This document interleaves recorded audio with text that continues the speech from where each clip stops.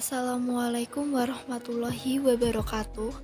Perkenalkan, saya Iza Safira Amalia dengan NIM 2101421031 Rombel 2. Di sini saya akan menjelaskan tentang teori formalisme Rusia. Yang pertama, sejarah formalisme Rusia. Pada umumnya, formalisme Rusia dianggap sebagai pelopor bagi tumbuh dan berkembangnya teori-teori strukturalisme. Munculnya formalisme Rusia tidak dapat dipisahkan dari gerakan futurisme antara tahun 1910 sampai 1915 di Italia dan Rusia. Muncul gerakan avant-garde yang dikenal sebagai gerakan futurisme atau masa depan. Secara nihilistis, mereka menolak dan memberontak terhadap tradisi dan kebudayaan. Mereka memuja zaman modern dengan mesin-mesin yang bergerak cepat karena berperan dalam membebaskan rakyat tertindas. Gerakan ini sangat radikal, sehingga mendorong ke arah kekerasan dan perang. Di Rusia ada kaitan gerakan ini dengan revolusi Bolshevik, di Italia dengan fasisme. Selanjutnya, gagasan pokok formalisme Rusia. Yang pertama, defamiliarisasi dan deotomatisasi. Menurut kaum formalis, sifat kesastraan muncul sebagai akibat penyusunan dan pengubahan bahan yang semula bersifat netral. Para pengarang menyulap teks-teks dengan efek mengasingkan dan melepaskannya dari otomatisasi. Proses penyulapan oleh pengarang ini disebut defamiliarisasi, yakni teknik membuat teks menjadi aneh dan asing. Istilah defamiliarisasi dikemukakan oleh S.J. Kalowski untuk menyebut teknik bercerita dengan gaya bahasa yang menonjol dan menyimpang dari biasanya. Yang kedua, teori naratif. Dengan menerima konsep struktur, kaum formalis Rusia memperkenalkan dikotomi baru antara struktur atau yang terorganisasi dengan bahan material atau yang tidak terorganisir, menggantikan dikotomi lama antara bentuk dan isi. Jadi, struktur sebuah teks sastra mencakup baik aspek formal maupun semantik. Kaum formalis Rusia memberikan perhatian khusus terhadap teori naratif. Untuk kepentingan analisis teks naratif, mereka menekankan perbedaan antara cerita, alur, dan motif menurut mereka. Yang sesungguh-sungguh bersifat kesusteraan adalah alur, sedangkan cerita hanyalah bahan mentah yang masih membutuhkan pengolahan pengarang. Motif merupakan kesatuan terkecil dalam peristiwa yang diceritakan. Yang ketiga, analisis motif. Secara sangat umum, motif berarti sebuah unsur yang penuh arti dan yang diulang-ulang di dalam satu atau sejumlah karya. Di dalam satu karya, motif merupakan unsur arti yang paling kecil di dalam cerita. Pengertian motif di sini memperoleh fungsi sintaksis. Bila motif itu dibaca dan direfleksi, maka pembaca melihat motif-motif itu dalam keseluruhan dan dapat menyimpulkan satu motif dasarnya. Bila motif dasar tadi dirumuskan kembali secara metabahasa, maka kita akan menjumpai tema sebuah karya. Yang keempat, fungsi puitik dan objek estetik. Istilah fungsi mengacu pada penempatan suatu karya sastra dalam suatu modul komunikasi yang meliputi relasi antara pengarang, teks, dan pembaca.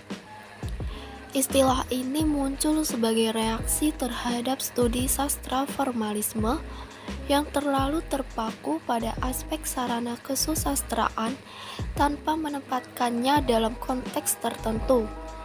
Menurut Jacobson, dalam setiap ungkapan bahasa terdapat sejumlah fungsi, misalnya fungsi referensial, emotif, konatif, dan puitik, yang berkaitan dengan beberapa faktor seperti konteks, juru bicara, pengarang, penerima, pembaca, dan isi atau pesan bahasa itu sendiri.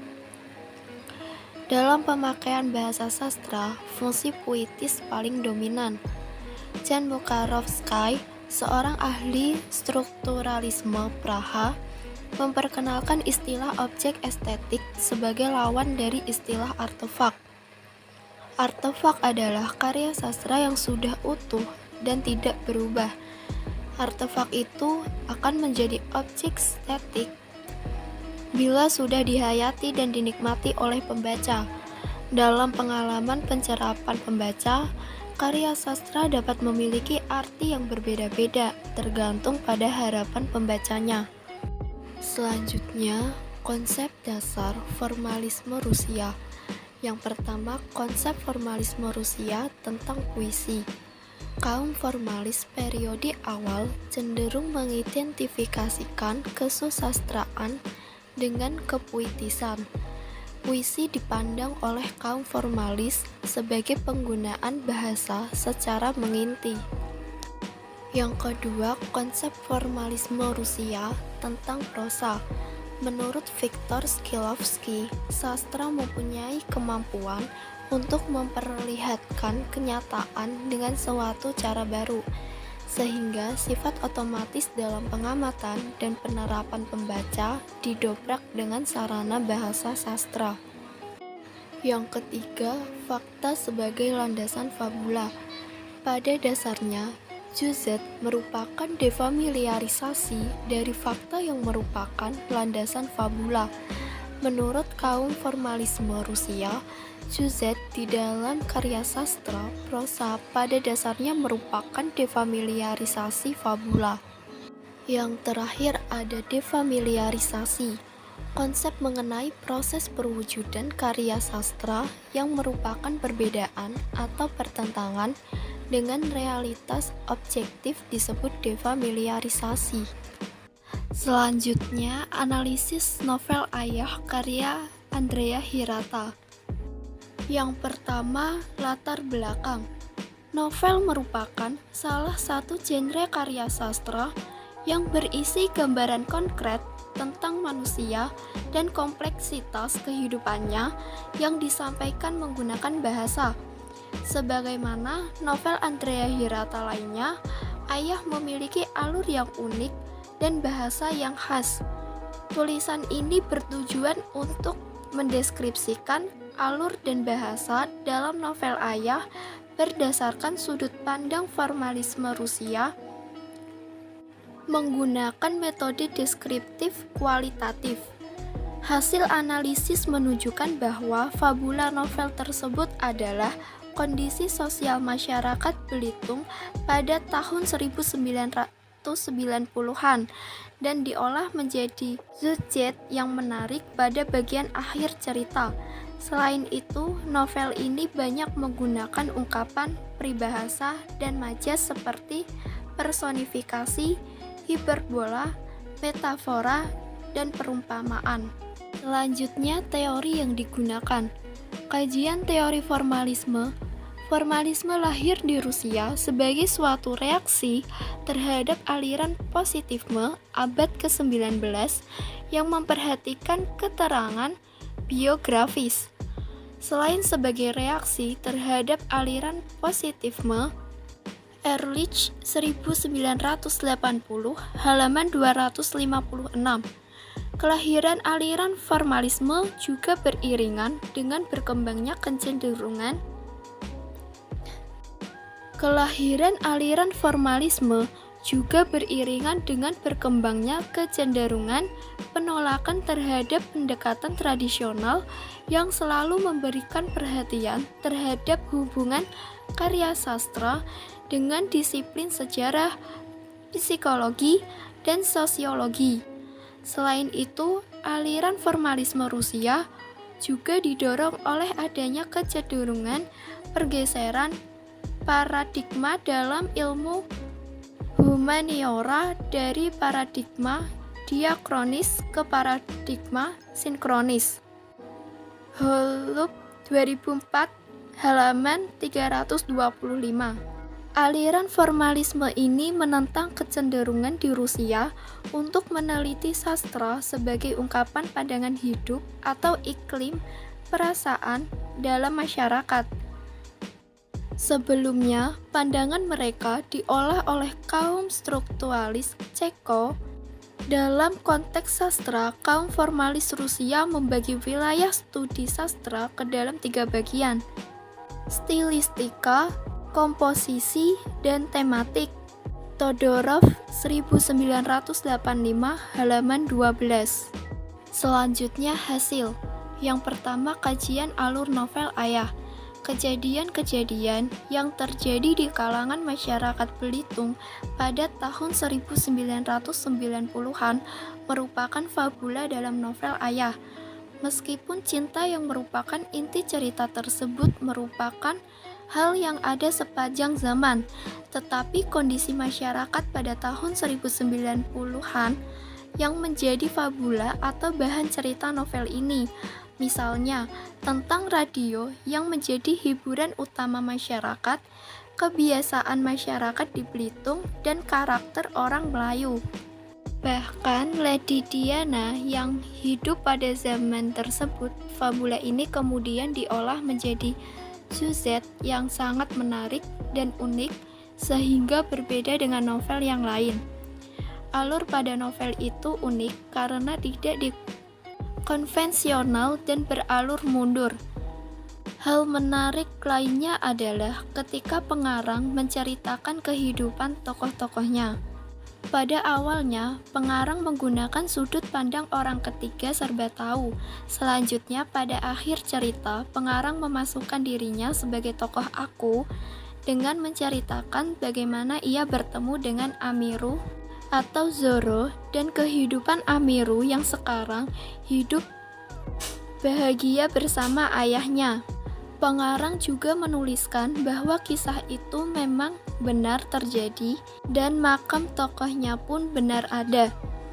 Bahkan Lady Diana yang hidup pada zaman tersebut, fabula ini kemudian diolah menjadi sujet yang sangat menarik dan unik sehingga berbeda dengan novel yang lain. Alur pada novel itu unik karena tidak konvensional dan beralur mundur. Hal menarik lainnya adalah ketika pengarang menceritakan kehidupan tokoh-tokohnya. Pada awalnya, pengarang menggunakan sudut pandang orang ketiga serba tahu. Selanjutnya, pada akhir cerita, pengarang memasukkan dirinya sebagai tokoh aku dengan menceritakan bagaimana ia bertemu dengan Amiru atau Zoro dan kehidupan Amiru yang sekarang hidup bahagia bersama ayahnya. Pengarang juga menuliskan bahwa kisah itu memang benar terjadi dan makam tokohnya pun benar ada. Selanjutnya, paparan. Pada bagian ini diperkenalkan Sabari yang tengah kesepian, sedih, dan merana karena rindu pada Marleni atau kucing mereka, dan Zoro. Selanjutnya konflik. Konflik dimulai ketika secara kilas balik diceritakan tentang Sabari yang jatuh cinta kepada Marlena. Konflik diceritakan secara berkesinambungan dengan konflik-konflik lainnya, misalnya cinta yang ditolak Marlena dan sebagainya. Selanjutnya klimaks. Ketika sebuah konflik tidak dapat diperumit lagi, klimaks harus dimunculkan. Klimaks dalam cerita ini muncul ketika Sabari berharap-harap cemas menanti kedatangan Zoro di pelabuhan, sementara kapal yang ditunggu tidak kunjung datang. Selanjutnya leraian.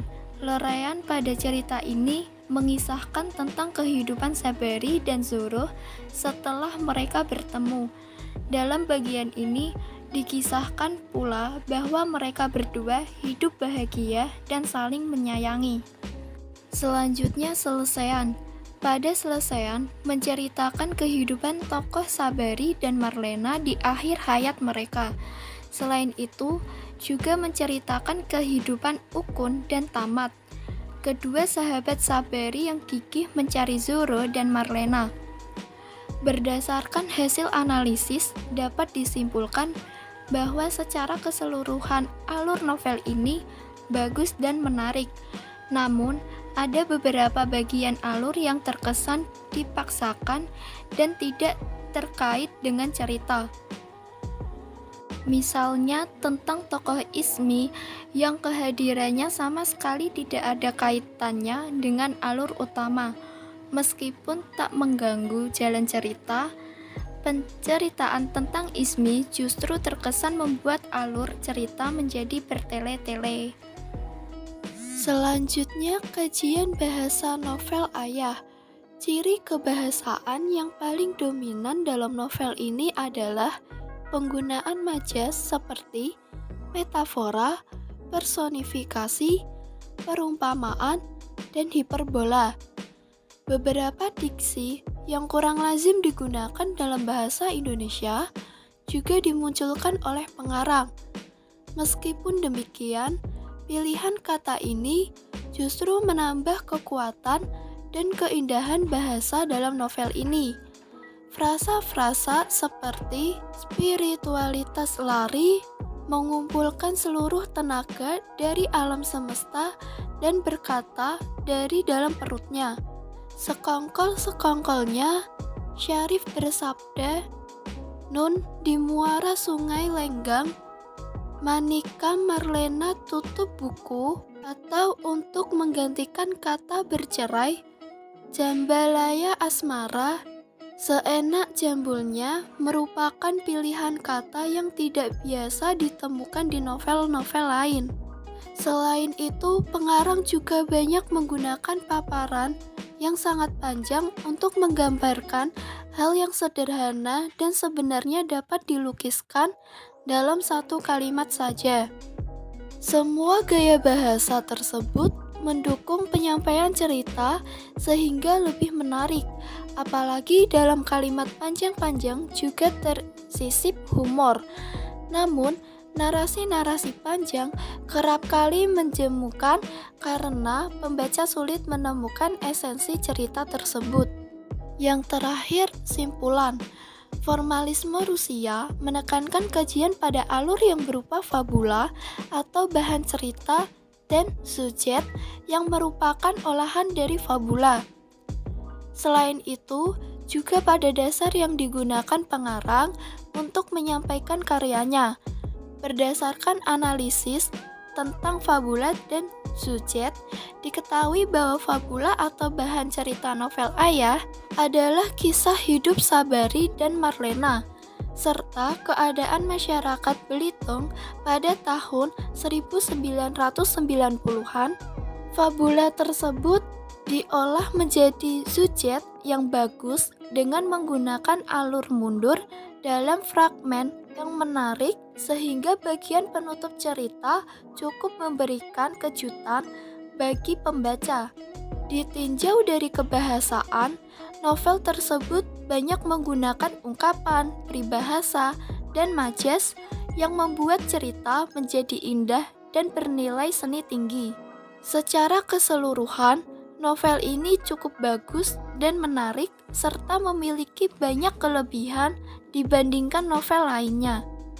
Sekian pemaparan dari saya. Apabila ada kesalahan kata atau kekurangan, saya mohon maaf.